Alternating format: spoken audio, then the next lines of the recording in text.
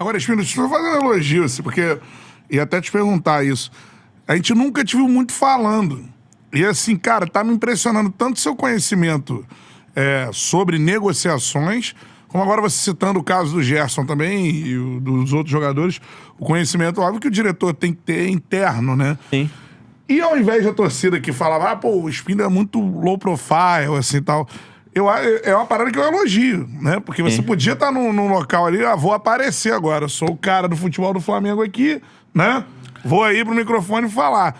E me impressiona o seu conhecimento do dia a dia, dos processos e tudo mais, assim. Como é que você via o torcedor falando, o Spindler não aparece e tudo mais? Como é que você viu isso aí? Eu acho assim, as estrelas são o treinador e os jogadores, né? Assim, eles são as estrelas, eles, assim, a gente trabalha, né? Tem nosso peso nas decisões, que eu acho, primeiro, assim, é formar o grupo de jogadores. Quem ganha lá dentro são os jogadores. Depois você tem o treinador, que é importantíssimo, assim, talvez uma peça sozinha, assim, para tirar o rendimento, para fazer os jogadores evoluírem. Eu acho que como liderança, assim, eu acho que uma coisa que o Jorge falava muito, eu acho que sintetiza muito um dos principais papéis do treinador é fazer os atletas se comportarem coletivamente, como grupo, em prol de um objetivo, que ele falava assim, conquistas coletivas trazem benefícios individuais. Então, assim, foca no coletivo, foca no objetivo, foca na conquista. É a melhor forma, talvez, de traduzir o principal papel de um treinador. Então, eles são os artistas, eles são... Assim, o Flamengo fatura 1,5 bi, 2, sei lá, a gente gerou mais de 1 bi de premiação, e nesses anos todos aí uns 2 bi de reais de venda. O faturamento cresceu de 200 milhões de receita recorrente para 1,5 bi. Todo mundo tem uma estrutura toda trabalhando para fazer isso acontecer, mas o jogador ganha o salário que ganha e o treinador ganha o salário que ganha, porque são eles que agregam mais valor para tudo isso acontecer, e isso é em qualquer esporte. Então, assim, eles são as estrelas. Eu acho que a gente está lá para tomar as decisões principais, para se expor na hora que tem que se expor, para segurar alguma situação, para ajudar em alguma situação de crise. Eu acho que, sei lá, o Anderson Barros lá no Palmeiras fez muito bem, junto com a presidente. Também é um cara low profile, assim. De se expor e passar a mensagem para dentro e para fora, de respaldo ao Abel. Então, acho que é muito, assim, de reconhecer qual que é o nosso papel. E aí a liderança técnica, queira ou não, é o treinador. Tem toda uma estrutura, enfim, que o Flamengo tinha ali de scout, parte técnica, que era o Juan, os analistas de desempenho. O scout no início foi o Fabinho, depois o Renan, depois o Ricardo. O Fabrício, que foi scout lá, hoje é chefe de scout do Bahia. O Renan do Corinthians e o Daniel do Vasco. A área de transição que o Noval tocou, a área de saúde e alto rendimento. E uma área hoje que... em muitos clubes ali, talvez no Brighton, Atalanta, Eintracht Frankfurt, Liverpool, tem vários outros aí. A área de analytics, né, de ciência de dados está crescendo muito. O Theo veio do Red Bull para fazer a expansão dessa área no Flamengo. Interessante isso, hein? Um jogo hoje, por exemplo, gera 8 milhões de dados. Um jogo.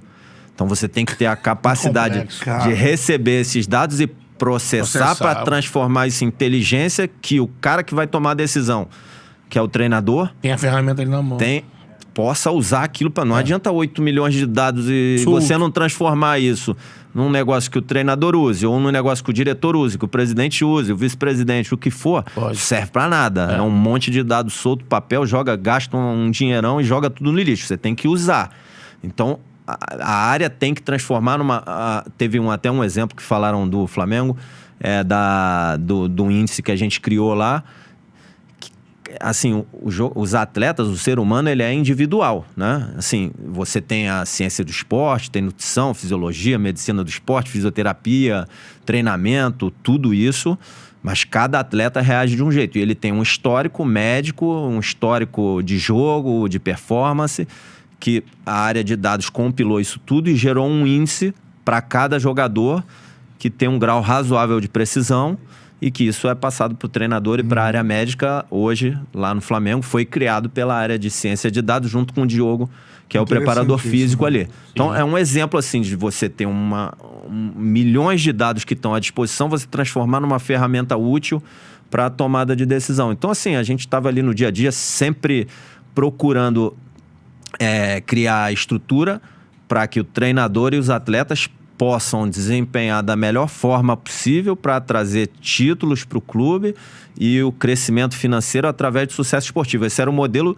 do Flamengo. Não quer dizer que esse é o único modelo, não. Sim. Você tem lá o modelo do Brighton, por exemplo, que é um outro modelo completamente diferente do Flamengo para um clube de outro tamanho dentro da sua liga, que muito funcional. Muito funcional, de muito sucesso. Vende jogador pra caramba, performa muito melhor do que gasta, né? Então pega a meia confecção, finaliza e vende muito mais, cara. Isso, só que assim, de uma forma muito inteligente. O Caicedo, pegou o Caicedo do Del Valle, emprestou para a Bélgica, desenvolveu, trouxe para o Brighton na hora que ele estava, no momento que ele tinha nível já técnico, tático, mental, físico para jogar no Brighton, jogou no Brighton e quando veio uma proposta de 126, 130 milhões de euros, não sei quanto foi, e também desejo do jogador, obviamente, né, de estar num clube que vai brigar por título, foi campeão mundial de clubes, o Brighton vendeu, mesmo sabendo que ia ter um prejuízo esportivo. Sim, mas o modelo dele é esse. Então é um modelo de sucesso dentro do que o Brighton definiu como sucesso. Em cima do que o Cantarelli trouxe na pergunta, e tá muito claro para quem tá assistindo, porque eu disse, o Bruno Spindel não aparecia tanto, porque no organograma do Flamengo, da gestão do Landim, existia a figura do Marcos Braz. Que é a figura do futebol, e que na gestão do Landim não era esvaziado. Ele queria que ele tomasse partido, então ele que era a cara do futebol, o Spindel era o executivo remunerado. E aí você não aparece, a gente tá vendo aqui como você é qualificado. Quando muda a gestão, entra o BAP, se tem uma mudança. Sim. O BAP quer, desde a campanha, que não quer, ele não tem o vice de futebol, ele acumulou, ou quem tá lá sabe que não vai botar a cara. A figura da política. Né? Porque é obrigatório, é estatutário, tem que ter, o presidente pode acumular, ou ele pode indicar alguém que a pessoa sabe, você tá aqui, vai fazer outras coisas, mas quem comanda o futebol na gestão do BAP é o executivo que ele contratou, que é o BAP. Aí eu te pergunto, você se sente injustiçado com toda essa preparação que você teve? Não ter sido convidado para ser esse executivo? Maluco? Pô, vamos lá. Primeiro, eu sou muito grato ao Landim, que ele me convidou, e eu entreguei bastante, né? A gente ganhou, sei lá, até eu sair do Flamengo. Quando eu entrei no futebol, até sair do Flamengo, foram 19 títulos, né? São dois Libertadores, mais uma final de Libertadores, 2 Copas do Brasil, uma outra presença na final, 2 brasileiros, 3 Supercopas. Das 6 Supercopas, o Flamengo teve presente em 5. Uma Recopa, que é o único título internacional do Flamengo. 5 Cariocas, as 7 finais a gente teve presente. 4 Taças Guanabara. Talvez eu esteja esquecendo alguma coisa. E aquela final lá do Liverpool, que a gente perdeu no detalhe. Então, primeiro, eu sou muito grato por a minha relação com o Marcos. A gente é amigo até hoje. Então, isso, assim, a gente teve uma relação de trabalho funcional e maravilhosa com o objetivo de fazer o melhor para o Flamengo. Então, um ajudou muito o outro e ajudou muito o Flamengo. Então, como é que, assim, eu não tenho nada de justiça. Tem justiça e gratidão de eu poder viver isso, essa história, né, no Flamengo. Quantas pessoas podem viver na vida Óbvio que a gente fica triste pra caramba, todo mundo chorou muito, foi horrível aquela final da Libertadores de 21, mas você tá em 3 finais de Libertadores. Não chegava a 38 anos. 38 anos. Das 4 finais. Eu sempre falo que isso, pro torcedor rubro-negro, isso é bom reafirmar. Não é fácil. E daqui a pouco o Flamengo chega em 3 finais. Sim, sim. Então, não é fácil, cara. Deram 38 anos sem chegar na final. Chegava nem na semi, nem nas 4. E eu tenho orgulho. Mas o injustiçado, tô falando, não é com o Landim. É agora que mudou a gestão. Não, mas eu acho que... E a gestão deu voz a esse profissional do executivo. Eu acho que você fez um caminho que se preparou e que seria um nome Pra ser o Boto, pra né? agora ser o cara que... Mas, assim, o principal são os resultados, entendeu? Não interessa o nome do cargo. Pô, a relação era maravilhosa minha, do Marco, do presidente, entendeu? A gente ganhou muito, deixou um elenco de 1,5 bi pra frente, pro Flamengo. Sei lá, devia ter 10, 11 jogadores de seleção. Os 3 que foram transferidos, Gerson, Fabrício, Bruno e Wesley, 3 jogadores de seleção para ajudar na transformação do elenco que eles desejaram fazer. E assim, o presidente tem o direito de escolher o profissional com o perfil do jeito que ele quiser para o futuro. Às vezes um profissional ele é adequado para um determinado momento do clube e não é adequado para o outro. Não, isso aí não tem problema nenhum. Assim, a minha saída do Flamengo foi numa boa e assim, o que eu vivi dentro do Flamengo, a emoção de 19, por exemplo, 30, do que o carinho que o torcedor passou, assim, do que a gente foi vivendo desde classificar na primeira, porque ali foi muito especial. O Flamengo, ele tá em outro patamar agora. A gente conseguiu levar o Flamengo para esse patamar, as exigências são outras. Em 19 era tudo muito especial, classificar na primeira fase da Libertadores, depois passar do Emelec. Ninguém lembra, 19 foi no... Tudo era festa. Tomasse um gol do Penharol, tava fora na primeira fase. O Emelec foi 2-0 lá. Lembra todo dia, Cantaré. Desse jogo? 2-0 lá. Quase que com o tu Abelão. rodou, porra. Com o Abel Braga ainda. Sim, eu Você lembro, tomou um o gol, Pará, acabou, o Pará foi expulso, a gente... Pará expulso. Pará isso aí. expulso. Até que perdeu gol pra cacete. Perdemos gol pra mas caramba. se levasse um gol, tava Mas se fora. levasse um gol, tava fora. E naquele Tinha dia... perdido pro Penharol aqui, gol do Isso, Viatre. Viatre de cabeça. É. Né? Então, assim, a gente pegou o avião, eu e Marcos, para ter a primeira reunião presencial com o Felipe. Logo no dia seguinte, o time voltou pro Rio. A gente foi para Madrid, era Europa, eu lembro direitinho. Pô, com o Emelec foi um sufoco. Passamos nos pênaltis. Depois com o Inter, o jogo daqui foi duríssimo. Foi 2-0 pro Flamengo, 2 gols do Bruno, né? Mas foi duríssimo. Mas o jogo foi duro, obrigado. foi no final. Nico Lopes teve uma bola Aí ali, teve uma bola que o Pablo foi cortar, deu no pé do Nico, o Nico corta o Rodrigo e chuta rente à trave esquerda do Diego Alves. Se aquela bola entra, podia ser outra história. Lógico. O Lindoso fez 1-0 lá em Porto Alegre, como futebol é injusto, né? Eu acho assim, o primeiro jogo que o Flamengo jogou um futebol com o Jorge Jesus, assim, dos níveis mais altos, assim, que a gente já viu, foi o primeiro tempo contra o Inter, lá no Beira-Rio. Foi um atropelo. E o gol não saiu. Só que a bola não entrou, aí veio um gol de bola parada, se eu não me engano, do Lindoso, né? Isso. E tem um contra-ataque. E aí tem o contra-ataque. Gabigol tá pedindo. É isso que Gabigol tá pedindo. o Arrasca rouba a bola, dá no Bruno.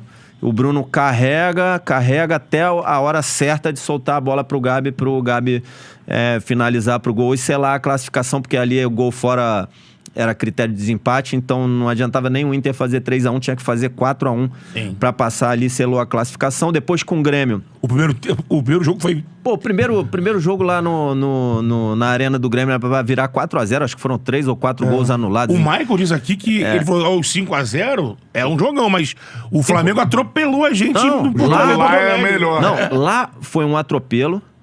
Era pra ser 3-4-0. Foi 1-1, né? Aí foi. Que aqui, se você for ver, tem que 2 gols de bola aérea, por exemplo. Anularam 3 gols. Isso. Nossos. Isso. A gente fez 1-0, acho que num passe do Arrascaeta pro Bruno. De primeira, assim, né? Que o Bruno acho que faz de cabeça. Lesionou o Arrascaeta Isso. e o Felipe. O Arrascaeta fez cirurgia, recuperou em 18 dias Foi de uma a- lesão de menisco. O Felipe também acho que fez uma lesão de colateral medial e recuperou super rápido. Foi jogar com dor ali o segundo jogo e foi o jogo da volta do Diego também. E aí o segundo jogo foi 5-0, e lá na Arena do Grêmio teve um lance no final do jogo, tava 1-1, que o Cebola finaliza cara a cara com o Diego Alves e o Diego Alves defende aquela bola ali que foi fundamental. Uma coisa é vir com empate pro Rio e outra é vir com uma derrota, né? Exatamente. Mesmo depois de ter 3 gols anulados, foi um atropelo.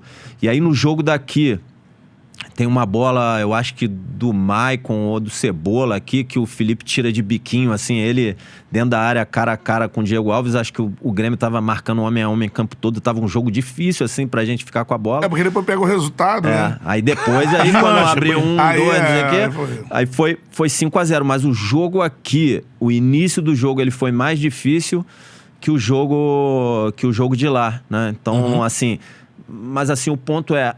Tudo em 19 era festejado, era uma intensidade, assim, uma emoção. A gente, no jogo do Emelec, que a torcida abraçou, a gente saiu do CT até o Maracanã, as ruas lotadas, assim, do CT até o Maracanã, ali enfim, Vargem Grande, Ayrton Senna, linha amarela, até chegar no Maracanã, tudo lotado de gente, assim, um apoio da torcida, enfim, quando foi campeão, era muito especial. E depois aí o grau de exigência... Aí já é diferente. Aí toda vez, dali pra frente, toda vez que a gente ganhava, era meio alívio. E isso vai pra dentro do vestiário, vai pra, assim... Por um lado é bom, né? É bom a pressão... Mas, assim, as conquistas não podem perder o valor nunca. Isso. Toda Taça Guanabara, Carioca, Recopa, Supercopa, Copa do Brasil, todo título vale. Libertadores 22. Libertadores 22, a que Copa é do Brasileiro Brasil, do Ceni. Brasileiro do que Rogério Ceni. Que é a maior campanha, Ceni. né, da Libertadores. Maior campanha da história, invicta, 93% de aproveitamento, o Pedro como artilheiro, Rei da América. Então, assim, tem que... Assim, o primeiro passo para você perder é desvalorizar a vitória e os títulos.